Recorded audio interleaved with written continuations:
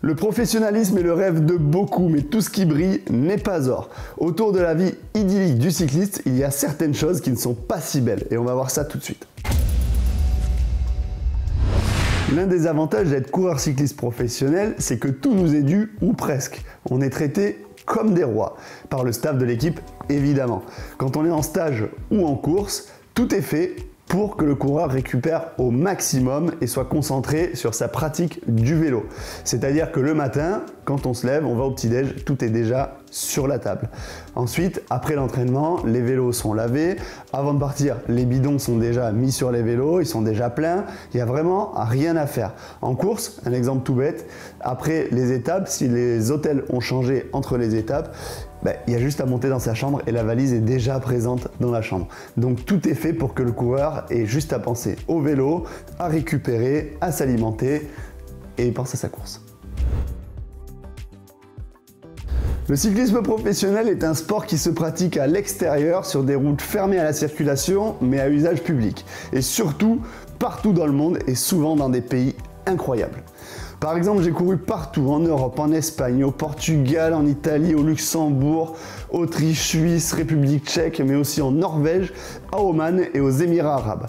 On dirait que c'est dingue, mais en vrai, c'est pas si beau que ça, parce que quand tu arrives dans un pays, à part faire du vélo, c'est tout ce que tu fais, tu vas pas le visiter. Quand ils arrivent à destination de la course, ils se dirigent directement vers l'hôtel. Puis le lendemain, de l'hôtel, ils vont directement à la course. Après, pendant la course, au final, on ne regarde pas vraiment le paysage. Donc les coureurs, ils sont concentrés sur la route devant, sur leur étape et sur leur performance, ni plus ni moins. Passer la ligne d'arrivée, et les coureurs montent dans le bus, ils prennent leur douche et ils se redirigent vers l'hôtel à nouveau. Donc pas le temps d'aller visiter le pays, pas le temps de regarder ce qui se passe autre part. À la fin de la course, généralement, le plus rapidement possible, les coureurs vont à l'aéroport ou dans les gares pour rentrer le plus tôt possible chez eux et ne pas rater un seul jour de récup ou d'entraînement. Selon vous, combien de vélos sont fournis à un coureur cycliste professionnel? Vous savez pas? Alors il a un vélo d'entraînement qu'il a en permanence chez lui, un vélo de course, un vélo de rechange en course qui se trimballe sur la galerie de la voiture tout le temps. Un vélo de contre-la-montre, on est déjà à 4. Et si tu es leader, tu as potentiellement un vélo de contre-la-montre de rechange. Ça fait 5 vélos en tout. Je vous laisse imaginer le nombre de vélos pour une équipe professionnelle où il y a 28 coureurs.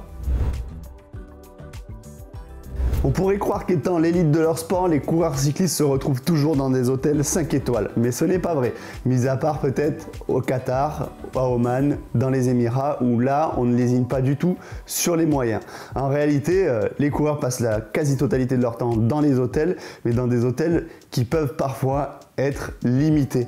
Via les réseaux sociaux, on l'a vu quelques fois où les coureurs se plaignent de petites chambres, de petits lits, où la nourriture n'est pas forcément très bonne. Donc c'est vraiment une idée reçue, les coureurs se retrouvent parfois dans des trucs pas terribles. De nombreux coureurs finissent leur carrière sans jamais avoir gagné une course. Mais c'est pas grave, le travail d'équipier est très bien valorisé et on peut très bien gagner sa vie en étant équipier d'un leader. Il faut savoir qu'il y a des salaires minimums dans le peloton pro, que ce soit en Continental Pro ou en World Tour. Il me semble qu'en Continental Pro, c'était dans les 35-38 000 euros le salaire minimum. En World Tour, c'est un peu plus, c'est 38 ou 40 000 euros le minimum. Et puis après, les chiffres, évidemment, peuvent s'envoler avec les leaders. Quand on gagne un Tour de France ou quand on gagne des grosses classiques, ça peut même dépasser les 4 millions d'euros par an. Vous le savez tous, les contraintes sont multiples quand on est coureur pro, que ce soit sur l'alimentation, sur l'entraînement, sur la récupération, mais pas que. Il y a aussi l'antidopage.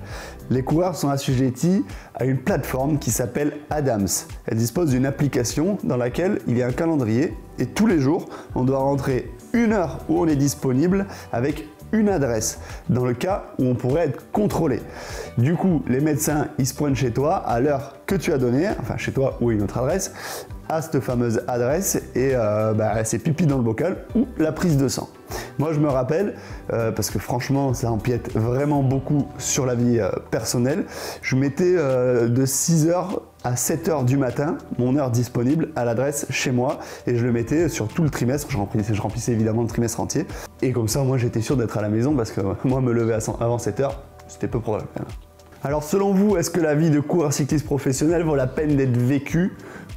Personnellement, je dirais oui à 200%. J'ai pu profiter de cette vie pendant 5 ans. Alors certes, il y a beaucoup de contraintes. On l'a vu déjà, on en a déjà parlé des dizaines et des dizaines de fois, mais en vrai ça apprend des choses de folie, ça vous fait voir des choses mais diverses, ça vous fait voyager, c'est inoubliable. Donc si l'occasion vous est présentée de passer professionnel, sautez dedans à pieds joints, c'est obligatoire. Merci d'avoir suivi cette vidéo, on se retrouve très vite évidemment pour de nouvelles aventures sur le JCN en français. Moi je vous fais des bisous et je retourne au lit parce qu'il est quand même 10h et je me suis levé quand même sacrément tôt. Allez, ciao.